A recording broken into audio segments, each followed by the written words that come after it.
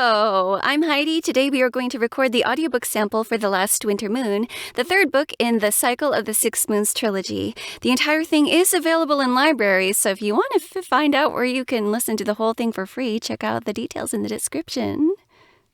Since it's so dark now, I turn blue flowers into 3 moonglow lanterns. All the hiking is taking a toll on my thighs. On the bright side, it keeps me warm. When I can't bear the silence, I break it with stuff like, "It must be beautiful when it's light out," or "Listen to the icicles jingling in the trees," or "There's another bird." They're only comments on our surroundings. I'm trying hard not to complain, and even harder suppressing the urge to talk about Gideon, or where we're going to find him, or worse, what we'll do when we don't because the Tasmals have found him first.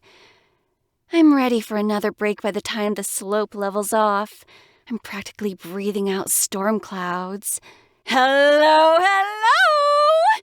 I scream and almost fall down the slope, but Jace takes my arm and pulls me into him. "What are you doing here?" he says with disgust.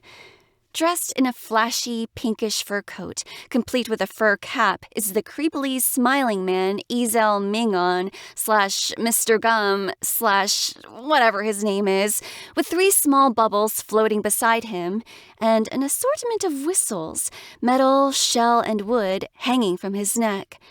In a ridiculously cheerful voice, he announces, "I come from faraway lands to supply travelers in need of delightful bubbles." He jumps into a Vanna White pose, and the underformed bubbles spring forth with happy faces. Jace grumbles, "Shouldn't you be back in Tariq?" "Oh, young majesty!" He sweeps into a bow so awkward, it looks like he's controlled with strings. "The Tariq tournament season has passed, so here I am with my true calling, providing travelers in need." "Did you end up manufacturing my blood like you said you would?" I snap. "Why, yes, I did," he says so proudly. I want to smack him, but Jay socks his face, and he disappears into a heap of snow. He groans, "Yes, I may have deserved that." The 3 bubbles angrily bump against Jace to stop him from attacking again. Drana helps him to his feet. "You're pathetic, Gummy, but maybe you can help us out. We're searching for Gideon. You remember him?" He brushes the snow off his coat. "Why, of course I remember. The best and part of my favorite entourage. But no, I haven't seen." I yell, "If you're looking for travelers in need, then you must have seen him. He's in way more need than we are." He holds his hands together in an apologetic plead. "I've only just arrived here an hour ago, my dear goddess. I do not know where Sir Gideon is. Although..." He suddenly drops the Ezel Mingon persona and nods to Driana, speaking in such a normal voice it's eerie. "You're on the right track." Driana nods. "Then we're not the only ones." Ezel Mingon hops into another awkward pose, like the painting of an Egyptian dancer. He puts on his stupid voice again. "Now, might I interest you in a ride? New merchandise can either hop treetops or dive beneath ice should you seek treasure. Just the price of a whistle, and the beast is yours."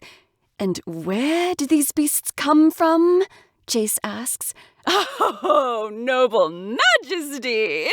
You see, the blood that our dear goddess here provided, bless your soul forever, was distributed into potions for the entire Tyrikese population, granting them strength to tame the mutant beasts that had escaped the kennels." I smirk at Jace. Ezel Mingon continues, "The citizens escaped the city walls in the process, but just between you and me, we may have eliminated any need for mutant-slaying tournaments with these little babies." He waves a whistle so the others jingle against each other. "However, just a thought, imagine a tournament with monster tamers." I laugh. Hold up! That blood you got from me was fake. He stares at me dumbstruck, and Jace and Driana also laugh. No, he sputters. Why, I saw it with my very own eyes! How their cheeks flushed with strength when they drank the potions. It was a miracle, and it could only have been the power of your blood. It was salty food coloring, I say. That miracle must have been something else. Perhaps the very belief that it was your blood, he breathes. Driana pats his shoulder. Gum, we really need to get going. Ah, bubbles for the journey? Though I'd rather not pay the blood thief, even if it turned out for the best, I want to ride a bubble to rest my feet. No, Driana says, and I want to push her into the snow. It's obvious enough we're travelers. I don't want to draw more attention than necessary. Easel Mingon pulls something out of a pocket and passes it over the bubbles. They make high-pitched pops.